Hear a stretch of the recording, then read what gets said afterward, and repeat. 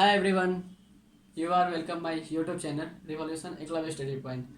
मैं class 10th का crash course शुरू करने जा रहा हूँ। इस क्रैश कोर्स के अंतर्गत आपको मैथ्स, साइंस, हिंदी, इंग्लिश और एसएसटी पांचों सब्जेक्ट्स का पांचों सब्जेक्ट्स के सभी क्वेश्चंस, वे क्वेश्चंस जो प्रीवियस ईयर्स में पूछे गए हैं या वैसे क्वेश्चंस जो इस बार 2023 के एग्जाम में पूछे जाएंगे, उन सारे क्वेश्चन पे हम डिस्कस करेंगे। ठीक है, हम लोग हर एक सब्जेक्ट के हर एक चैप्टर्स के वे सारे पॉइंट्स को कवर करेंगे जो पॉइंट्स हमको लगता है कि इस बार एग्जाम में आएगा। ठीक है, और हम लोग की कोशिश यही है कि कम से कम हमारे परसेंटेज जो जाए 90% से नीचे ना आए। ठीक है, हमारा परसेंटेज 90% के एबव ही हो, क्योंकि आपको पता है कि आज की जो सोसाइटी है वो हमें हमसे एक्सेप्ट यही करती है कि कम से कम 90% नंबर होना चाहिए हमारे मार्कशीट पे। अगर मार्कशीट पे नंबर नहीं है, आप कितना भी टैलेंटेड हो, यहाँ कोई पूछ नहीं है, इंडिया में आपके टैलेंट की कोई कदर नहीं है।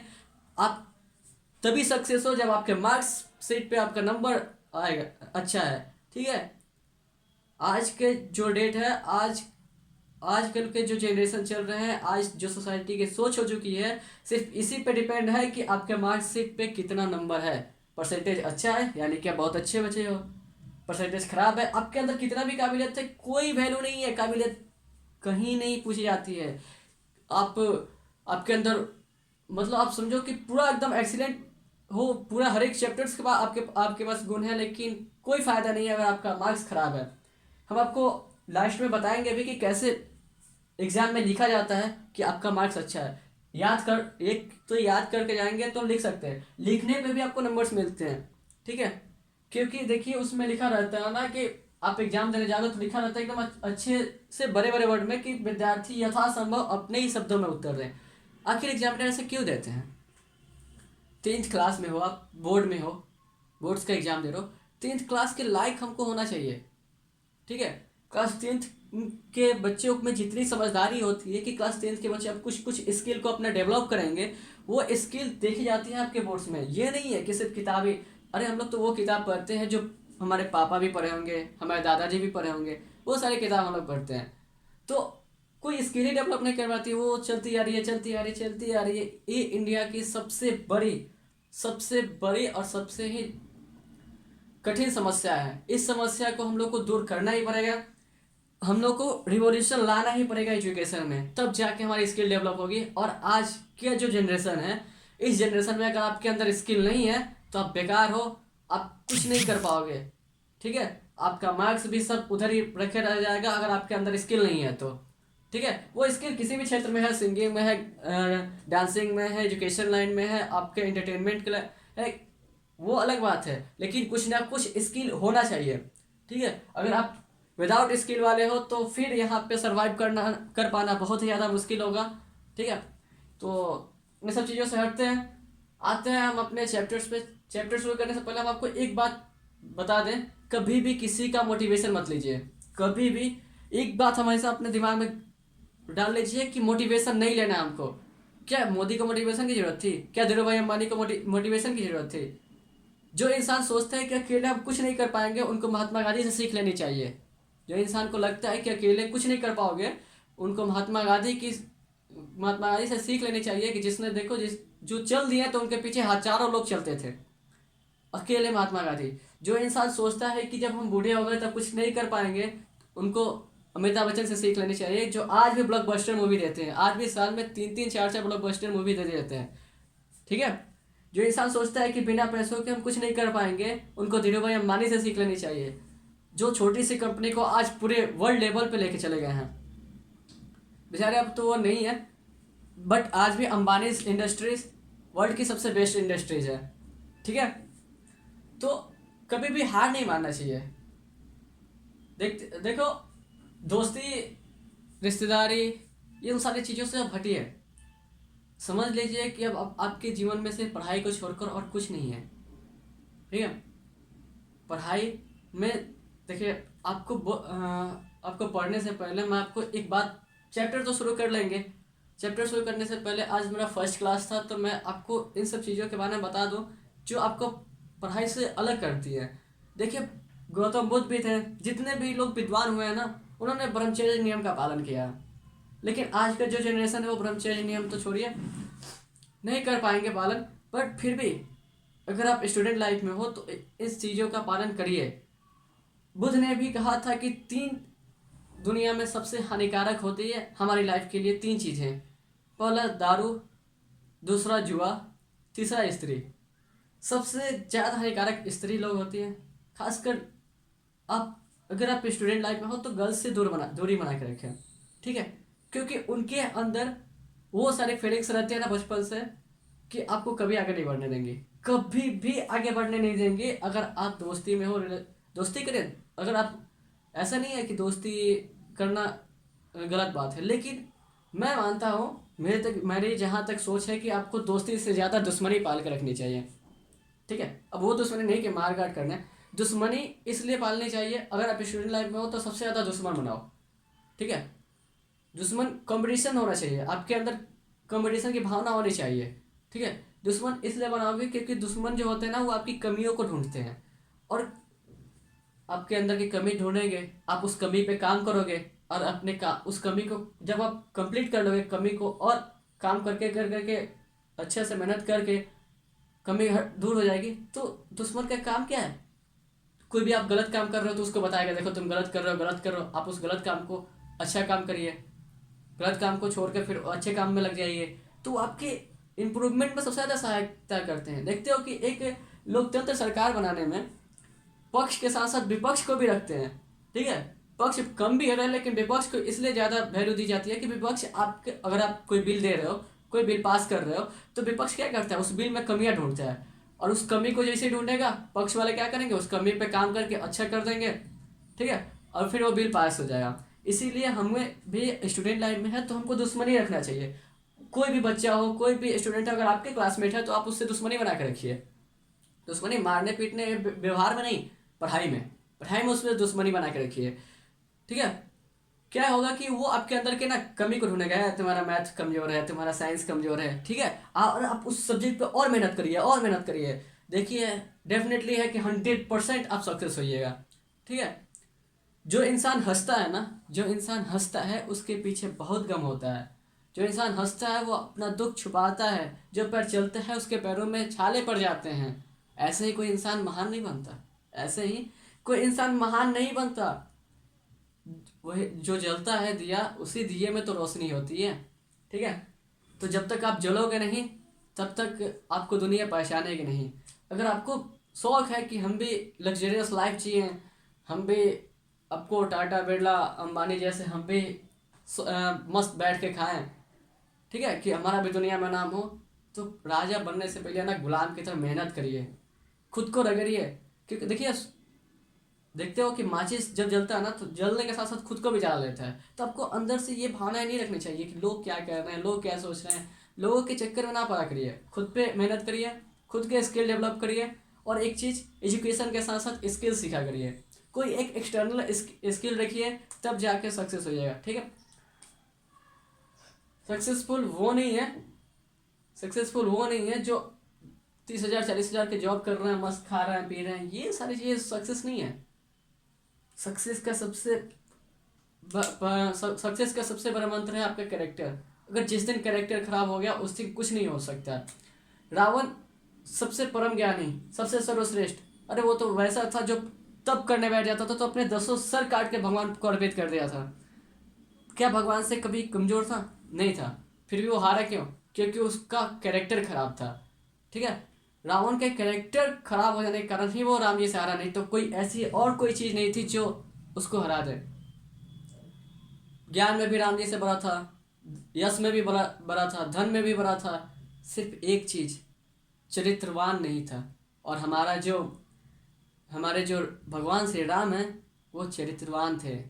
देखिए तुलसीदास ने बहुत ही अच्छा हेडिंग दिया है, आप लोग पढ़िएगा, रामचरितमानस, यानी कि राम जी के चरित्र के बारे में वर्णन किया गया है, वही है रामचरितमानस, ठीक है।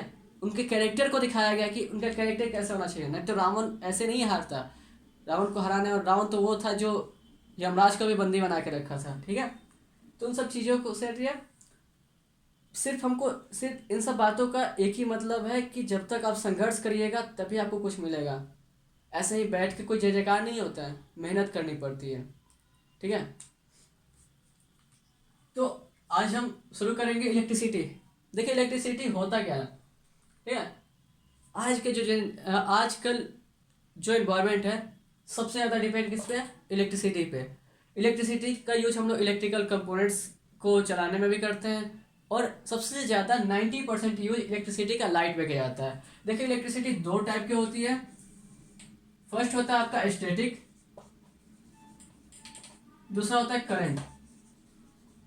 ठीक है, एक होता है स्टैटिक, दूसरा होता है current. Static electricity ground floor पे होती है।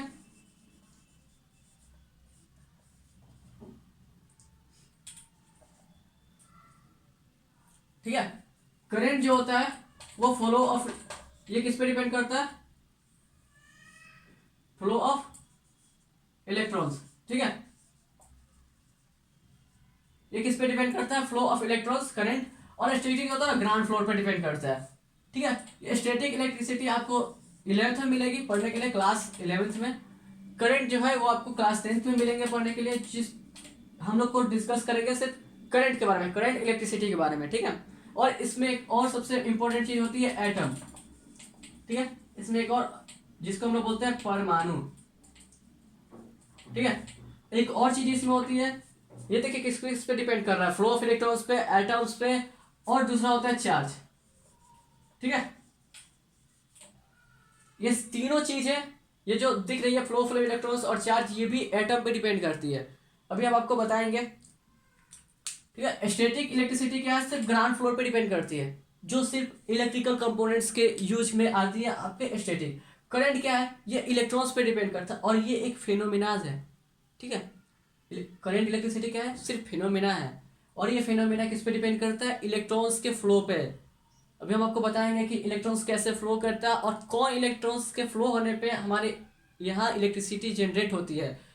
आपको आगे बताया जाएगा कि फ्री इलेक्ट्रॉन्स कैसे होते हैं, इलेक्ट्रॉन आखिर होता क्या है, प्रोटॉन क्या होता है, न्यूट्रॉन क्या होता है, एटम क्या होते हैं, चार्जेस क्या होती हैं। ठीक है, इस चैप्टर के अंतर्गत हम लोग ये सारी चीज डिस्कस करेंगे।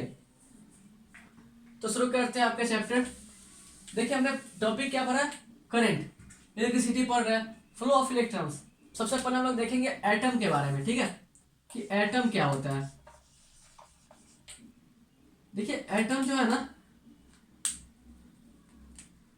ये किससे मिलकर बना है, atom is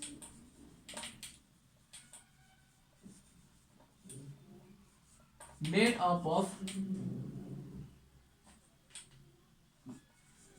very tiny particle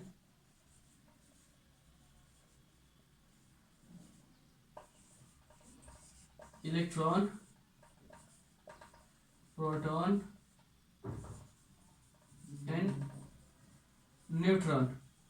ठीक है, ये एटम जो होता है ना, जो परमाणु जिसको हम लोग बोलते हैं, ये क्या है, ये सब्सटेंस का वो पार्ट है जो इलेक्ट्रॉन, प्रोटॉन और न्यूट्रॉन से मिलकर बना है। ठीक है, अब आते हैं ये इलेक्ट्रॉन, प्रोटॉन, न्यूट्रॉन्स।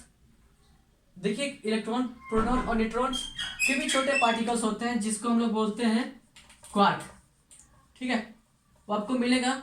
क्वार्क भी आपके दो टाइप्स के होते हैं, एक आपका होता है अप क्वार्क, दूसरा होता है डाउन क्वार्क। ठीक है, ये आपको आगे हम बताएंगे अभी इसके बारे में कि हिग्स बोसन क्या है, क्वार्क क्या है, क्वार्क थ्योरीज किसने दी थी, ये सारी चीजें हम लोग पढ़ेंगे अभी। ठीक है, तो शुरू करते हैं एटम। एटम जो होता है, atom is made up of very टिनी particles, electron, protons and neutrons. ठीक है, तो एटम, इसके बाद आपका था करंट फ्लो, करंट इलेक्ट्रिसिटी में आपको एटम था, फ्लो ऑफ इलेक्ट्रॉन्स था, चार्ज था। ठीक है,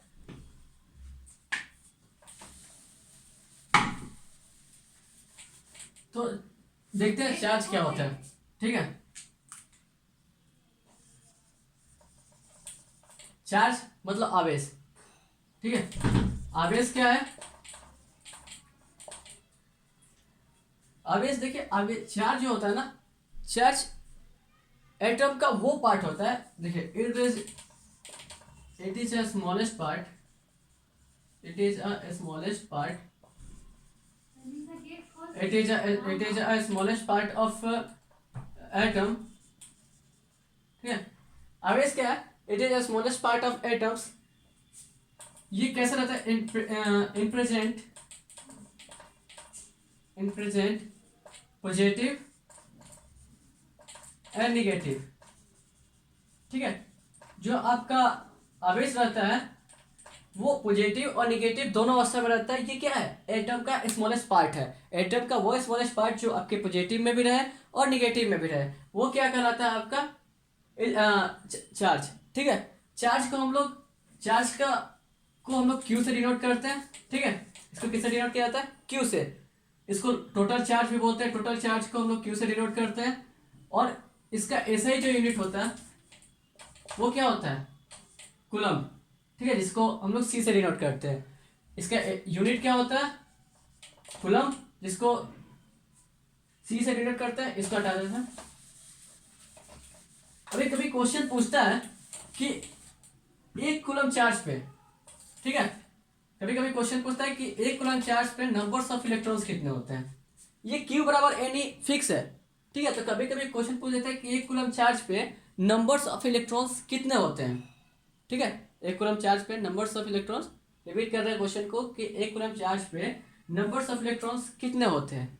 तो पहले हम लोग पूछ लेंगे, पता कर लेंगे कि आखिर इलेक्ट्रॉन, प्रोटॉन, न्यूट्रॉन पे चार्जेस रहते हैं तो कितना चार्ज रहते हैं और कौन कौन से चार्ज रहते हैं। ठीक है, इलेक्ट्रॉन, प्रोटॉन और न्यूट्रॉन, इन्हीं से मिलकर एटम बना रहता है। इलेक्ट्रॉन पे रहता है आपका निगेटिव चार्ज, प्रोटॉन पे क्या रहता है, पॉजिटिव चार्ज, न्यूट्रॉन पे नो चार्ज। ठीक है, देखिए इलेक्ट्रॉन पे होता है ना 1.6 इंटू 10⁻⁻19 कूलम। इस पे भी 1.6 इंटू 10⁻⁻19 कूलम। बस अंतर यही है कि इलेक्ट्रॉन के पहले निगेटिव लगा रहता है, प्रोटॉन पे पॉजिटिव लगा रहता है। ठीक है, तो इसमें हम लोग निकालना क्या, टोटल चार्ज निकालना है। आखिर एक कूलम चार्ज पे हम लोग पढ़ रहे हैं कि चार्ज का ऐसा यूनिट क्या होता है, कूलम। ठीक है,